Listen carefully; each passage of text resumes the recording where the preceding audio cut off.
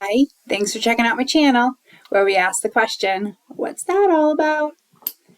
So today's episode takes a look at how mass media and mainstream media control the pop culture narrative, not only around UFO phenomena, but other mysteries that we've been misinformed about in the past. And it's all, they say in an effort to protect our national security. Not really buying that as much as maybe others are who follow and do research in the field that I do. I found a quote that I thought was pretty interesting, and I wanted to start off with that. And I'm going to be looking at it because I can't memorize it. All right.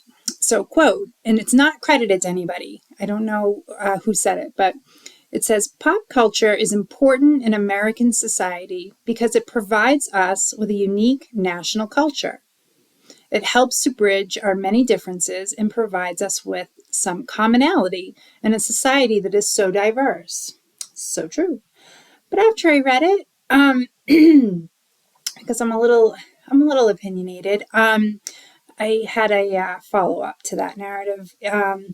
When you find out that what you're being fed has been somewhat controlled by very powerful forces such as like our military and our intelligence community and our government, which are all kind of in the same bed together. Gross. We really, are we really being unified or maybe a little terrified into believing information that just isn't true, but fits into their narrative better? Fear is probably one of the most persuasive emotions that, can be used as a silencer in extreme situations, which is, where I really want to start this episode. Now, I want to acknowledge that I'm going to be pulling a lot of my research from Dr. Stephen Greer's movie, which is great, called Unacknowledged. Now, I need to fall on my sword on this first because I really thought initially when I started to do my research that he was a touch disingenuous and perhaps focusing more on dropping names, maybe profit margins, bottom lines, and things like that. But I'm admitting that I completely misjudged him. And I also really mistook his genuine passion for disclosure about all things, of the UFO phenomenon and forward, and expanding that it's not arrogant. It's not arrogance. He just has a lot of passion. And, he brings up predominant names, I feel now, that is because he wants to solidify his, his drive and belief and show that others are believing him also. So now that that's out of the way, and, hopefully if he ever saw this, he would forgive me for being a total turd about it. But anyway, Dr. Greer started a project called Starlight in the 90s. And when he began this, it's his passion project for disclosure and all things disclosure. And his path, his journey has been tumultuous to say the least. He's lost people to mysterious, and I mean, he said they were murdered, at least 3 of his friends. And it's just, he's really, really taken himself into a pretty dangerous path, but it means that much to him. So at the beginning of this, he met a entertainer he's been deceased since 1995, but maybe you've heard of him. His name was Burl Ives. He's also a 33-degree Mason, which is kind of interesting. But he told Dr. Greer that, and it was kind of a random comment, but he said, we all know Marilyn Monroe didn't die from a drug overdose. Now, Dr. Greer kind of was taken aback. He didn't really understand why he was being told this. Then he was given a document that was dated August 3rd of 1962. And it was of a wiretap telephone conversation between a news reporter by the name of Dorothy Kilgallen and a friend of hers, Howard Rothberg. Now, Kilgallen had been looking into Roswell and other UFO issues, sightings, and these things, and the cover-ups. Now, the wiretap was between Marilyn Monroe. It was a conversation. Marilyn Monroe and then Attorney General Bobby Kennedy, who you know is, the brother of JFK, Jack Kennedy. Now, Rothberg discussed that the apparent topic of the subject with Kilgallen and the break it had come to when they were talking about the breakup that Monroe had with the Kennedys. This is referring to the fact that Monroe was actually having an affair with both brothers. And I'm pretty sure a lot of people know that. Let's just hope it wasn't all like at the same night, at the same time, and things like that, because that's a little. But she had a treasure chest of secrets, supposedly, that were disclosed to her during her trysts with the Kennedy boys, men, sorry. And this document goes on to say that the president, she said, was taken to a secret base to inspect things from outer space. And Kilgallen said that if it was a true story, and now keep in mind, this is 1962, if it was a true story and proven to be true, it would be a terrible embarrassment for Kennedy because, at that time he was, making a huge media hoopla about sending a man to the moon, right? So Monroe disclosed that she was being ignored by the Kennedys. And threatened to hold a tell-all press conference. Now, when I heard that, the first thing that popped in my mind, yes, this is a pop culture reference, is Fatal Attraction with Glenn Close and Michael Douglas. All I can hear is Glenn Close's voice going, "I won't be ignored, Dan," which is just, gives you the chills just to think about it. But what she didn't understand, and it's not about her being an actress. I think it's more about her ignorance around how powerful people can be in positions where they can really fix things to look a certain way. Now, it should be noted, she had 4 points higher of an IQ than Einstein, so she wasn't fooled. She wasn't stupid. But in this instance, her definitely more of an emotional incident where when she said that, Stephen Greer calls it's effectively her death warrant because a few days later she was found dead. And then the narrative went out to the public that it was of a drug overdose. Clearly not the case. And keep in mind, again, she wanted to talk about a lot more. She knew about alien presence on Earth. And can you imagine disclosing that long ago? It wasn't going to happen. So that's probably one of the saddest things that, and one of the most popular pop culture references that I came across that was such a control of narrative by, mainstream media. But one of the most powerful elements and the structure of secrecy has to do with the infiltration and control over mainstream media. It's Stephen Greer said, how do you keep something secret? You hide it in plain sight.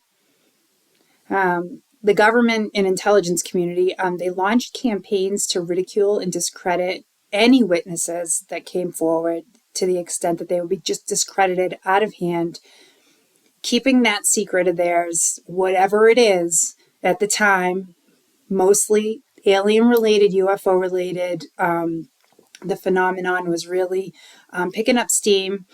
And the CIA, there was an official document that Dr. Stephen Greer got his hands on, and they claim and confirmed that the CIA has people embedded in every major media outlet. Now, they can change, alter, and affect stories to their benefit at will.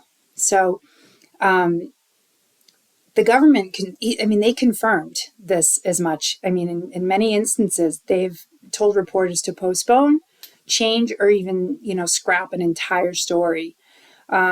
And the reason why they can do this so easily is because the CIA has 42 confirmed CIA operatives working within every single mainstream media outlet. That goes for radio, that goes for TV, that goes for Hollywood, that goes for, your regular news that you watch every day and probably have come to trust and rely on for your news. Even, high-level producers and directors, all these people were paid, cash, high volumes of cash. And let's be serious, money walks, it's the universal language for everybody, isn't it? But anyway, to the benefit of the government, they love the tabloids. Like I mentioned earlier, they love throwing out some facts or stories that seem so fantastical that, due to the rag it comes out in, say, the Inquirer, because their reputation is already so sullied with, not being a serious news, outfit or whatever. I mean, it's immediately disregarded as bullshit and just entertainment. So, and that's fine. But even back in like 1947, there were still people, advocates for disclosure in pretty high up positions. And I mention that only because I came across a quote from the first CIA director, and his name was Vice Admiral Roscoe Hillenkoetter. I'm not sure if I'm saying his name right, but he said, "It is time for the truth to be brought out. Behind the scenes, high-ranking Air Force officers are soberly concerned about UFOs. But through official secrecy and ridicule," always the ridicule, "many citizens are led to believe the unknown flying objects are nonsense." And I urge immediate congressional action to reduce the dangers from secrecy about unidentified flying objects. And then Dr. Greer had such a great reference, pop culture reference, to living in somewhat of a Truman Show, the Jim Carrey movie, The Truman Show. Like we're in this big bubble together and getting fed and, the same information or disinformation, and it's very disheartening to know that. But I mean, even the scientific and academic communities can't be trusted all the time. There's professional debunkers out there, which, oh my God. I mean, we have CIA run committees in the House of Representatives. I mean, that's amazing to me. And if you flip, like if you want to go even further into the pop culture side of this, in the 1950s, the day the Earth stood still and Invasion of the Body Snatchers, they were channeling a lot of the Cold War paranoia at the time. And then, in recent decades, you've got people scarred by, global terrorism and otherworldly visitors. And, in a movie like Independence Day, where they blow up the White House, or even in the Avengers, which, side note, I'm a heck of a Marvel fan, so not all aliens are bad in those movies, but they do ruin New York, in the Avengers. But, a show like The X-Files, right? Their creator, Chris Carter, he had said he wanted to do something that was portraying a little bit of the paranormal phenomenon, and also showing the vast government cover-up that's so apparent, that it's out there. And he says, a lot of it has to do with a post at the time, because X-Files in the 90s, a post kind of residue of Watergate era distrust of the government, and I think people have a natural distrust of the government sometimes, but I don't think they have nearly enough. I also want to mention that, mass media's interest in UFOs have been something of a double-edged sword. They're fueling legitimate interest in the topic, while they kind of just sensationalize it to sell tickets, and to make money again, money. And the whole while, the CIA plants operatives, just to make sure that certain stories are just not taken seriously, and keep, it's you'll start to notice it. I've started to notice it.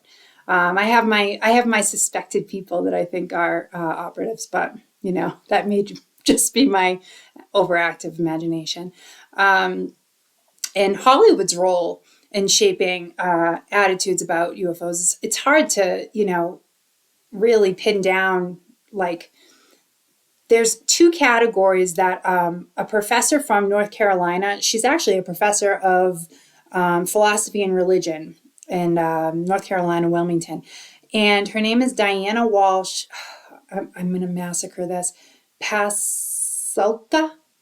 I don't know how close that is, and I apologize if you ever see this that I didn't get it right. But she has two schools of thought on this. The first is the titles where the UFOs, the events with them are, disastrous, and they're horrible, and they want to take over the world. And unfortunately, that narrative is quite popular with a lot of people, because people like to be scared. It's fun. It's like it's escapism. It's like that, you can't help it. And then there's the other train of thought on this where the the projects where the UFOs are more, philosophical and gentle, and they really try to create a communication between the humans and themselves, and that kind of thing, such as like Close Encounters of the Third Kind, or E.T.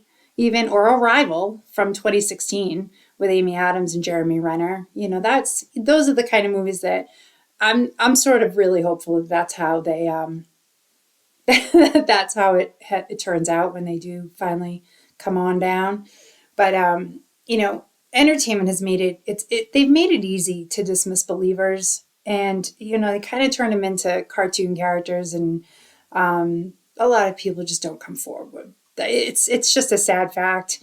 I would just say keep a healthy slice of skepticism intact when you're watching or receiving your dose of daily news.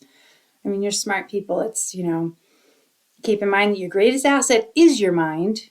And perhaps our research is something, to consider. It's like you do the research, and all of a sudden you really just start to open your mind up. And it's quite enlightening. It's great, because knowledge is power. But, any news we get, it's got to be taken with a little bit of salt, and we deserve to know the truth. I think we can handle it, and I hopefully you agree. But I hope you enjoyed this episode, and I hope you're staying happy and healthy. And I know this came out earlier and then I had said it was going to, but things just seem to be really kind of moving around a lot. There's a lot of moving pieces out there, and I just wanted to get this out there in front of you. So stay weird, okay? Promise, stay weird. And I'll do the same, and take care. Thanks so much for stopping by my channel.